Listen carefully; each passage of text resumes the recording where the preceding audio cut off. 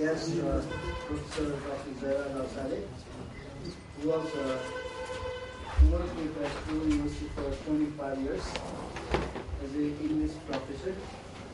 And Professor Al-Saleh, he was graduated from Georgetown University, English PhD from Georgetown University, and he was a master's to United Nations for reform.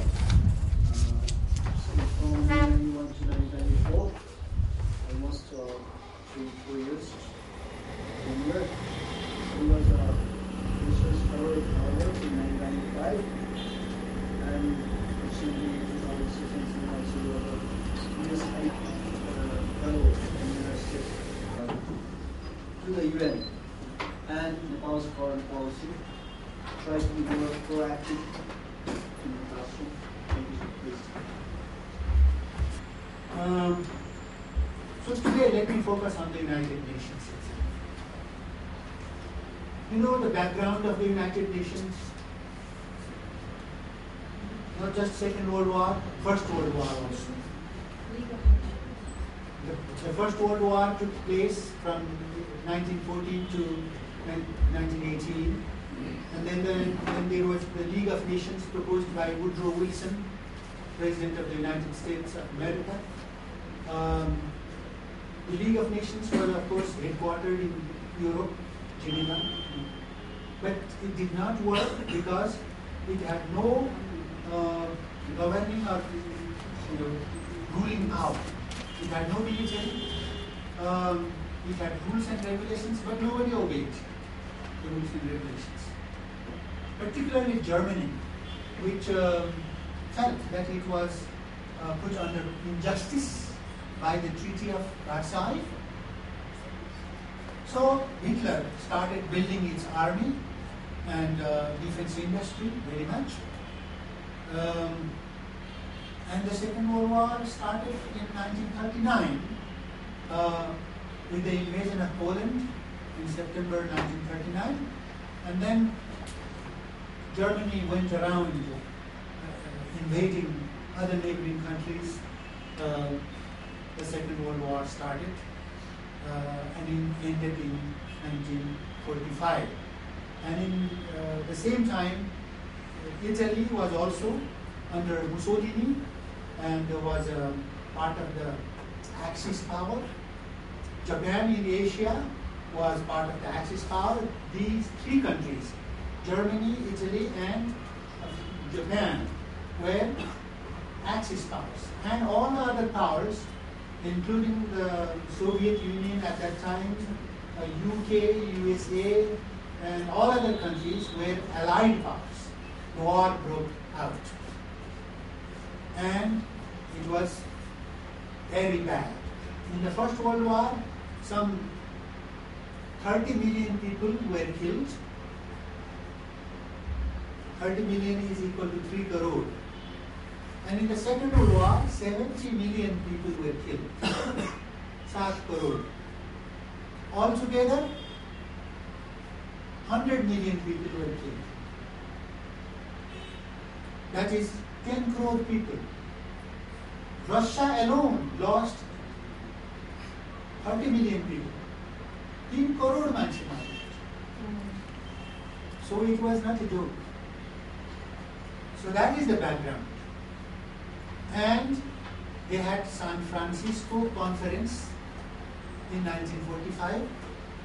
The conference took place in 3-4 months, and they drafted the Charter of the United Nations.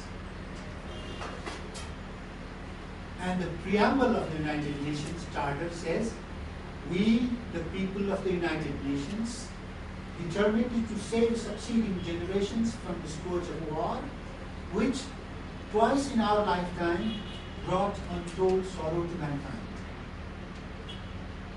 So that's the first paragraph of the UN Charter, which means the United Nations was established with the purpose of maintaining international peace and security.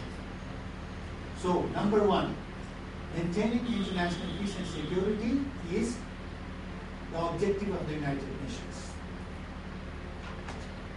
Second preambular paragraph says, affirm faith in fundamental human rights and in the dignity and worth of human persons and in the equal rights of men and women and of nations large and small. That's the second paragraph of the preambular paragraph, which means the United Nations had the objective of establishing human rights. The first paragraph talks about the objective of international peace and security. Second paragraph talks about the respect for human rights, fundamental human rights, and the rights of all nations, large and small. Third preambular paragraph says, maintain international situation under which the responsibilities arising from the treaties and other sources of international law can be maintained, respected. So, the rule of law or international law, respect for the rule of law or the maintenance of international law is the third objective of the United Nations. And the fourth objective of the United Nations, according to the preambular paragraph, says, make economic progress, social and economic progress for better standard of life in larger freedom. So these words are very carefully placed. Make social and economic progress for better standard of life in larger freedom. Because the founding fathers of the United Nations knew very much that in the absence of economic and social well-being, there will be no international peace.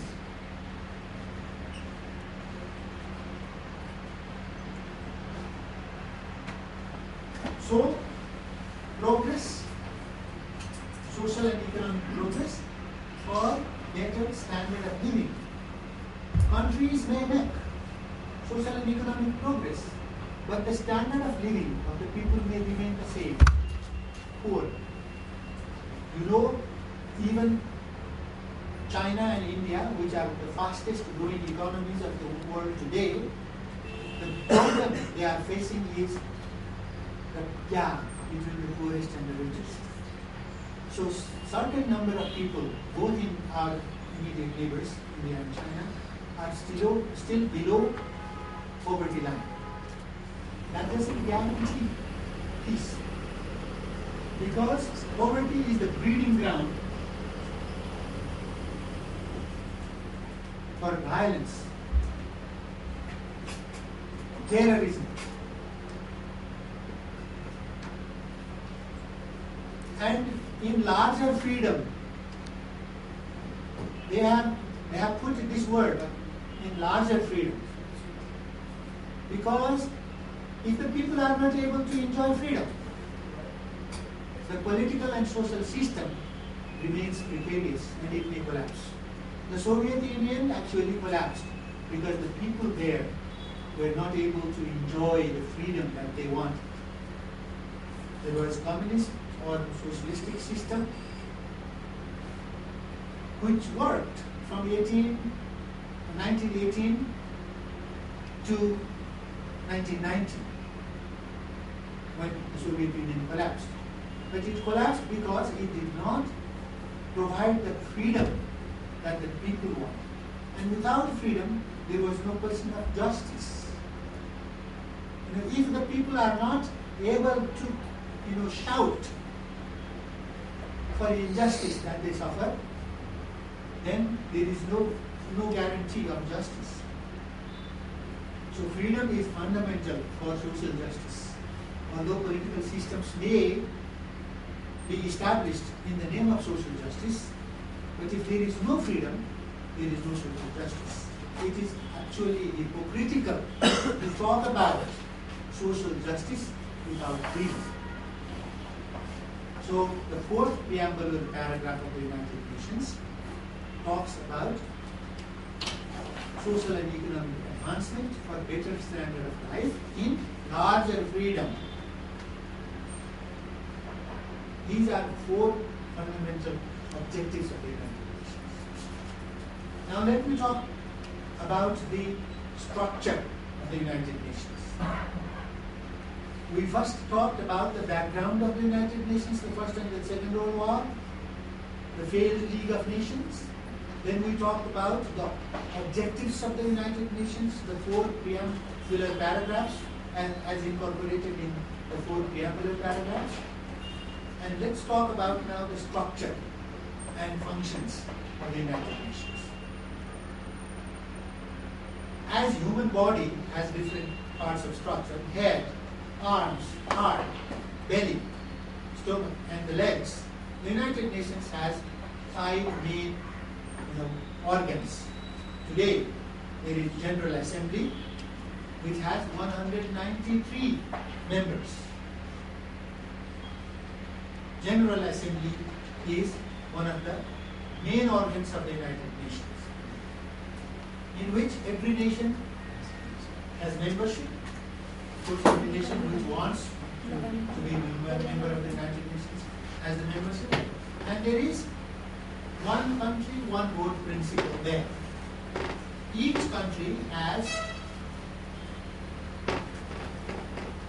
one vote in the General Assembly. Whether it is a powerful country, nuclear power, or a small country such as Nepal without any nuclear or big economic plant. The annual session of the UN General Assembly begins on the 3rd Tuesday of September. Every year, 3rd Tuesday of the month of September is the day when the General Assembly begins its meeting. And it runs, the General Assembly meetings runs up to the 3rd week of December, just before Christmas. Christmas is 25th of December, right? It goes up to the 20th or 21st of December. And during this period, all the nations, their representatives, head of the delegations, speak at the General Assembly, explaining their positions on each important agenda items of the General Assembly. It may be human rights, it may be the issue of Crimea, or migration, or Syria, or poverty and HIV/AIDS that is spreading like wildfire in Africa or in Asian countries, security issues, disarmament, is Arab-Israeli conflict, you name it. Actually, they say that there is no subject that is not discussed at the United Nations, from the bottom of the ocean to the space, to the sky, space security, food security, environmental security, climate change, human rights, women's rights, children's rights. Every subject is discussed and every subject is spoken about, and every nation state gives its position or opinion on these issues at the General Assembly. And they pass resolutions. And there is voting in the resolutions in the United Nations General Assembly. And the voting is open. Sometimes, most of the time it is open, and there is a board on the hall, and there are countries in alphabetical order, and there are 3 types of votes: yes vote, green vote, no vote, red vote, and yellow vote. Neither yes nor no, it is abstention. There are 3 ways you can vote. Most of the issues discussed at the United Nations and General Assembly are voted like that. Sometimes there are elections but the elections are by secret ballot.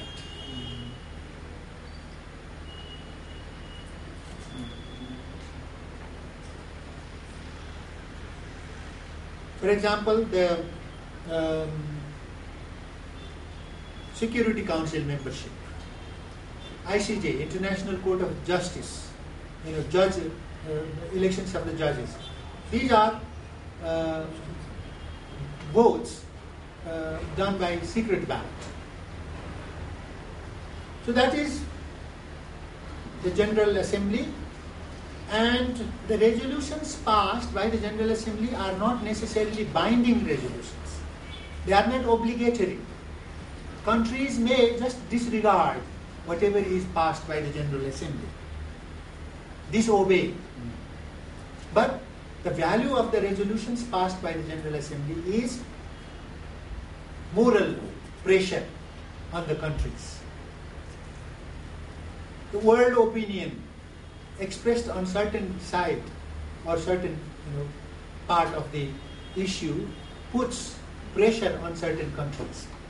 For example, recently there was a vote in the United Nations on Crimea, a part of Ukraine which was annexed by Russia through a process of referendum which was supervised by the Russian army. So there was election. There was voting in the night. 100 countries were opposed to this referendum. 11 countries voted in favor of Russia. They were very close. And 58 countries abstained, including Nepal, India and China. We'll talk about that later if necessary, or if you are more interested in it. The second organ of the United Nations is Security Council. There are 5 main organs, as I told you in the beginning. The first is the General Assembly, second is the Security Council, in which there are 5 permanent members: USA, UK, France, Russia and China. They have a veto power. The veto power means to say no. If any one of the countries, permanent members, says no to a resolution, the resolution is killed. It doesn't get passed. But there are 10 other non-permanent members which are elected for 2 years term. And those 10 permanent members come from 5 different regions of the world. The United Nations has divided the world into 5 regions for its purposes: Asia, East Europe, Africa, West Europe and other countries, and Latin America. Those are 5 regions. So each region, Asia has about 51 countries as members. Africa has about also 50 countries as members. East European countries have a little smaller number. Western European countries and other nations, Western Europe, Canada, USA, are in the other Western European and other countries, others group. And Latin America, Brazil, Argentina, Chile, Paraguay, Uruguay, Peru, Bolivia, Venezuela, all these countries, Mexico, all these countries are Latin American countries. So they elect 2 members, 2 non-permanent members which do not have veto power. They are just there as members of the Security Council. That's the second organ of the United Nations. Third is ECOSOC, Economic and Social Council, ECOSOC, ECOSOC. That has 54 members, also elected by regional groups: Asia, East Europe, Africa, Western Europe and other countries, and Latin America. They decide upon the economic and social programs of the United Nations. Those 54 members, they are responsible for charting out the program and demanding the budget and implementation and monitoring and evaluation of the program, which are run by UNDP, UNICEF, WHO, World Food Program, WFP. There are so many agencies or organs of the United Nations working in different parts of the world, or all parts of the world, which are governed by ECOSOC. And the fourth is ICJ, International Court of Justice, whose headquarters is in Den Haag, The Hague, in the Netherlands, not Geneva.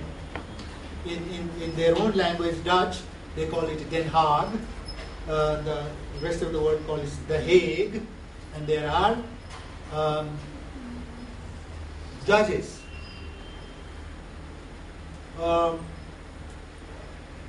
They are elected for 9 years, 12 years, 9 or 12 years. They are elected. 9 years. 9 years. They are elected for 9 years, and they are very senior judges of different countries. They run elections in the General Assembly, and the UN members vote for them.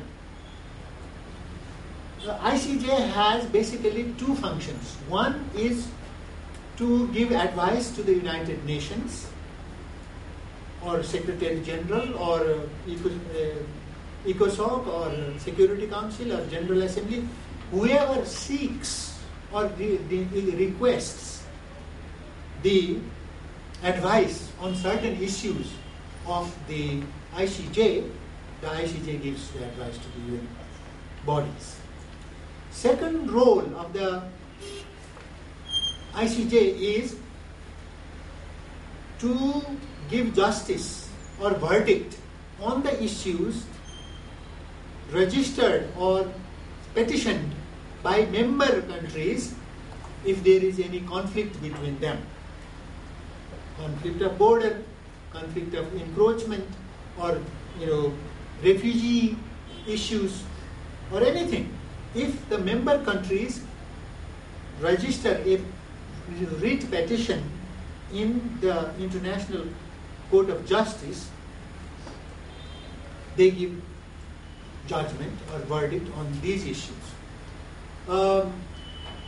Luckily or unluckily, there has not been such cases.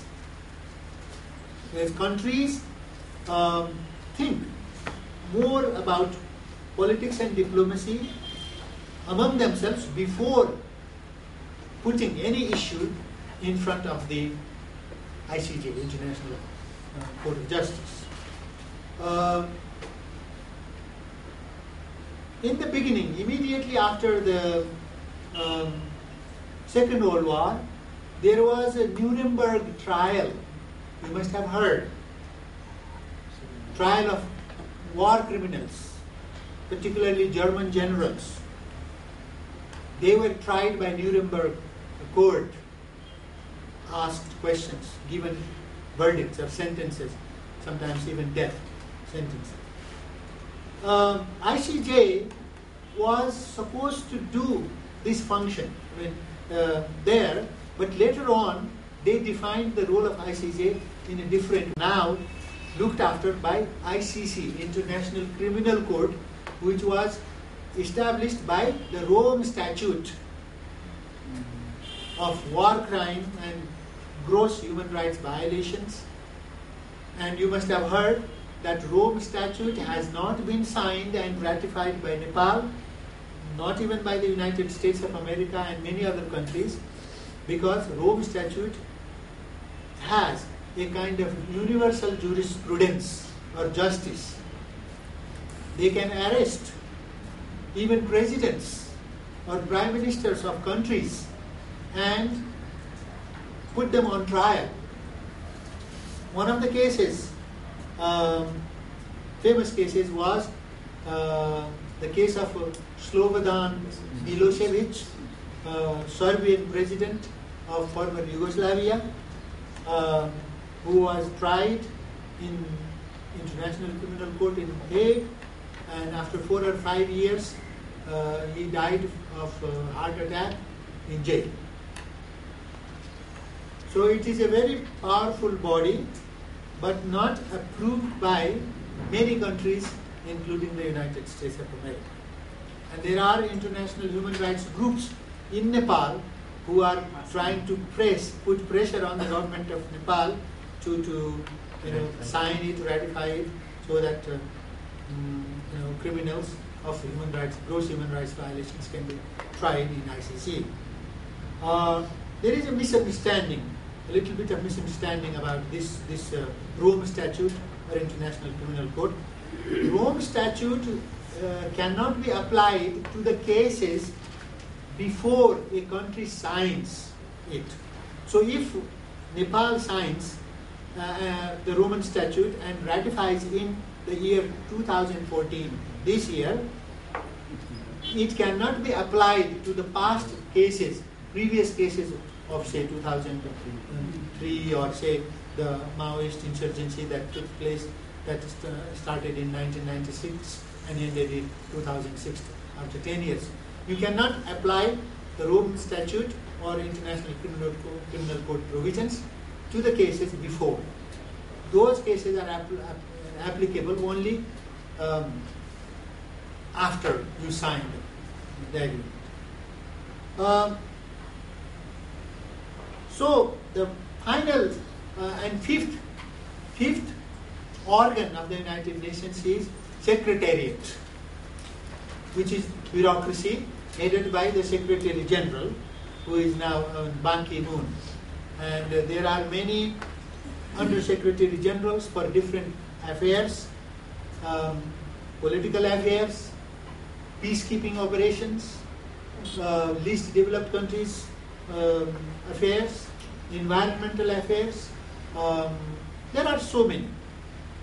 And these Under-Secretary Generals are appointed by the Secretary General on the recommendations of the countries and on so many different bases or foundations. We have one of our Secretary Generals, Gyan Chandra Acharya, for the least developed countries as Under-Secretary General there. So these are the main 5 organs of the United Nations. What do they do? I told you about their functions as well. One of the main functions of the United Nations and one of the main areas in which 2/3 of UN budget is spent is peacekeeping operations. Interestingly, the United Nations Charter does not have any provision for the creation of UN peacekeeping operations or provisions. It doesn't have any provisions. But immediately after the establishment of the United Nations in 1945, the United Nations founding fathers and members realized the need of it. Because in 1948, the state of Israel was established. And there was conflict. The Palestinians, the Arab countries did not like it, did not like the creation of the Jewish country, Israel. And there was war between the Palestinians and the Israelis. So there had to be truce or peace. And there had to be the supervision of the peace there. So they created United Nations Truce Supervision Organization, UNTSO, UNTSO, in 1948 itself. And its mandate has not been over. UNTSO is still there. 52 years on that side and 14 years on this side. So 66 years this peacekeeping operation in Israel is still there. There are so many other peacekeeping operations in Africa, in Asia and Latin America. And you see, where there is poverty, lack of progress, lack of education, lack of opportunities, there is more conflict and there are more peacekeeping operations. I mean, you can generally see there is no peacekeeping operations in Europe, except former Yugoslavia, where there was peacekeeping operation UNPROFOR, UN force for former Yugoslavia. in which Nepalese army also was engaged, a battalion of it. Nepalese police was engaged. That was during my time. I requested my government to also involve the police force beside the army, and we involved our police force also. There is no peacekeeping operation in Europe. There are few in Latin America. Mostly they are in Africa, and there are some in Asia, East Timor, Cambodia, Afghanistan. In Afghanistan there is more war than peacekeeping operation. 2/3 of the budget. The budget may be about $7 billion today. When I was there, it was about $5 billion, and $3 billion were spent on peacekeeping operations. Today, I think more than $5 billion are spent on peacekeeping operations around the world. Let's stop about there, so far as the United Nations is concerned. And let's talk a little bit about Nepal and its entry and role there, and then I will open the floor for question-answer. Nepal became the member of the United Nations in 1955. Although Nepal could be one of the founding members of the United Nations if it had participated in San Francisco Conference in 1945, because Nepal did participate in the war as an independent country. And we were on the winning side, not the losing side. We were not on the German side or Italian side or Japanese side. We were on the winning side, the Allied forces. We were part of the Allied forces. And in the two wars, First World War and Second World War, at least 60,000 Nepalese were killed. That is recorded. And I am afraid that equal numbers of unrecorded and unknown Nepalese soldiers were also killed. So we lost almost 120,000 Nepalese young men. During that time, the villages of Nepal were empty. There were no young men. There were only old men, women, and children.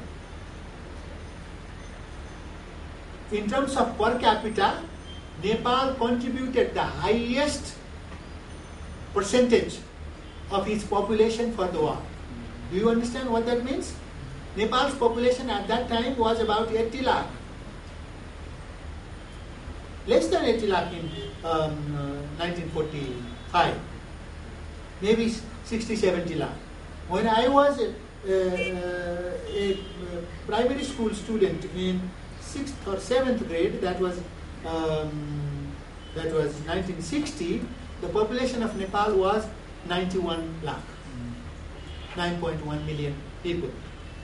That was about 15 years after the end of the war.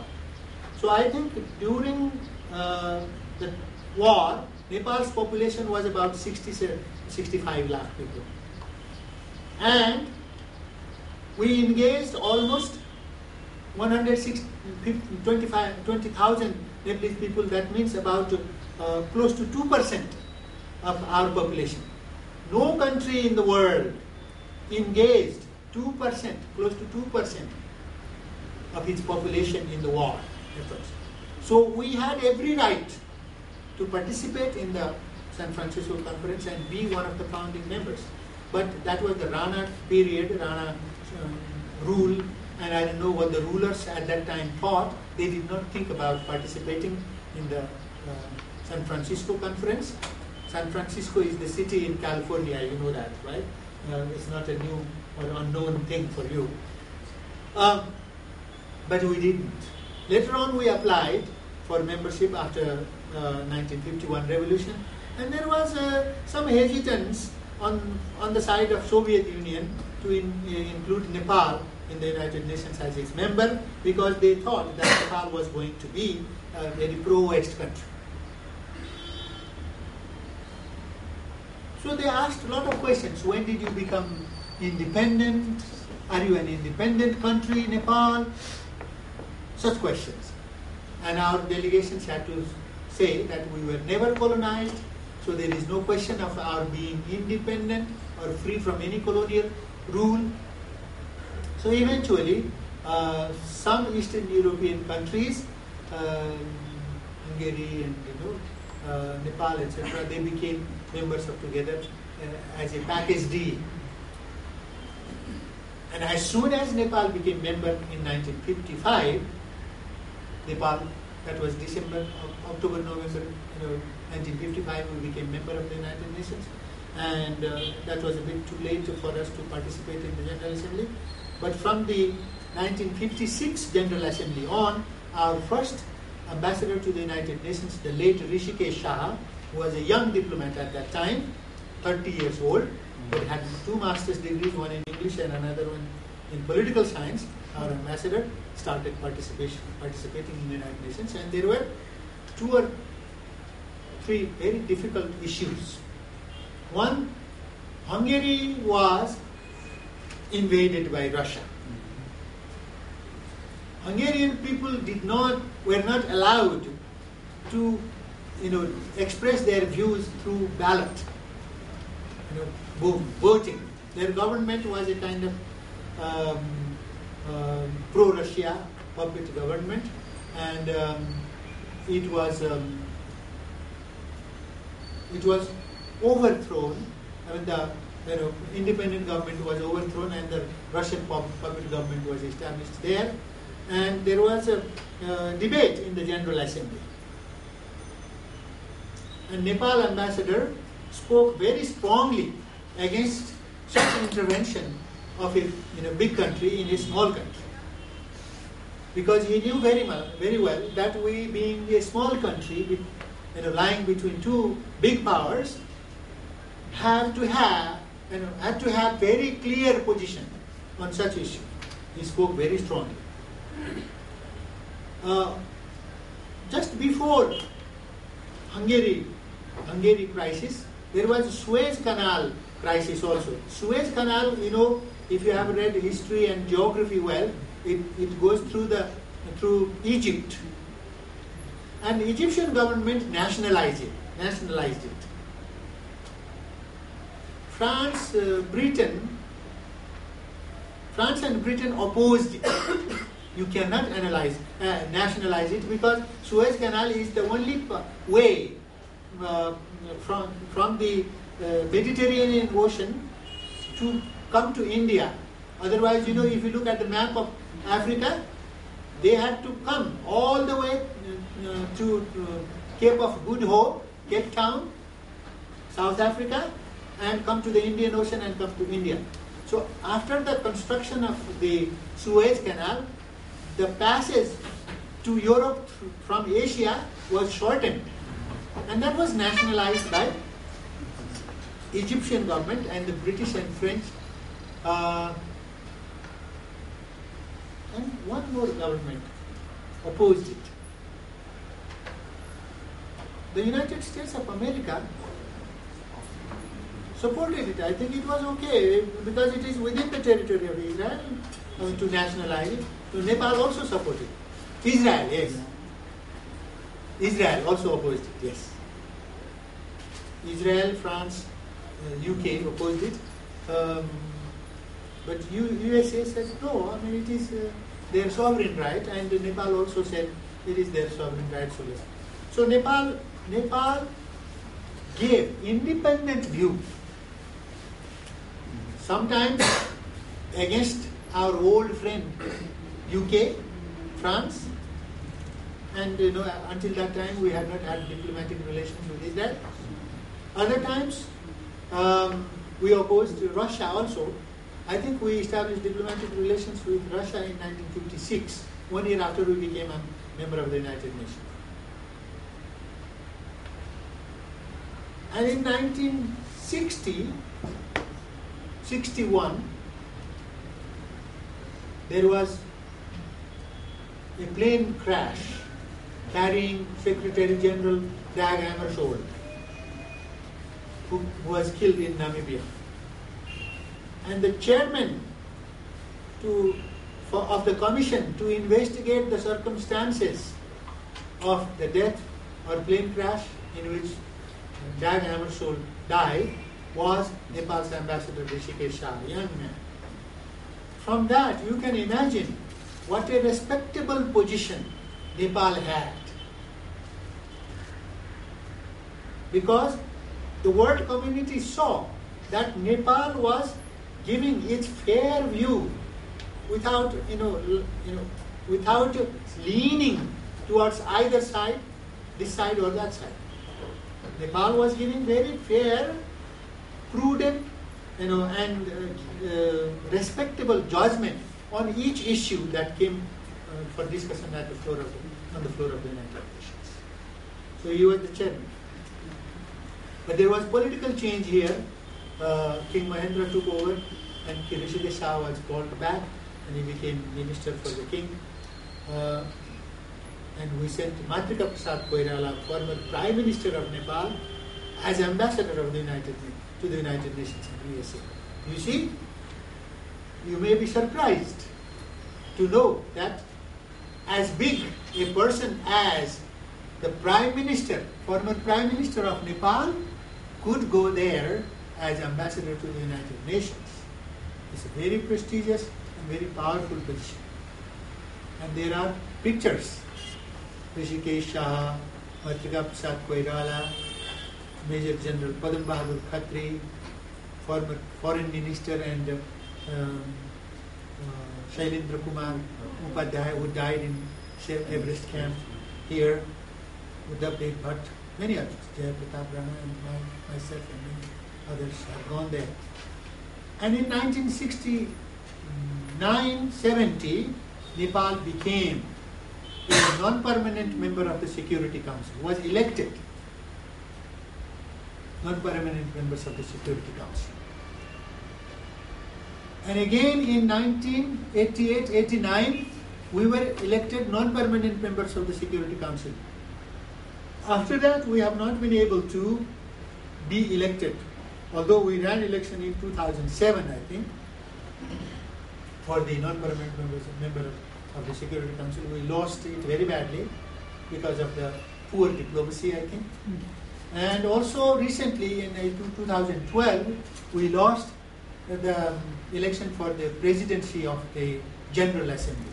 We fielded Gautam, Kulchandra Gautam, and our competitor was Qatar, and Qatar is a very rich country, one of the, I think, first or second or third highest per capita income country in the world. Their income is about $100,000 per person per year, and they probably spent a lot of money and also did a lot of diplomatic maneuvering, and we lost it. But in the United Nations peacekeeping operations, Nepal is the 7th largest country today. At one point, we were 5th, and we have dropped to the 6th and 7th now. But our role in the past was very highly respected by international community. A lot of times, a lot of countries came to Nepal for consultation and asked how Nepal was going to vote or express its views on certain issues. They asked us, and they followed whatever Nepal did. But I think recently our position has gone down a little bit, and I hope it will not go further down. And with these words, probably I shall stop and open the floor for discussion.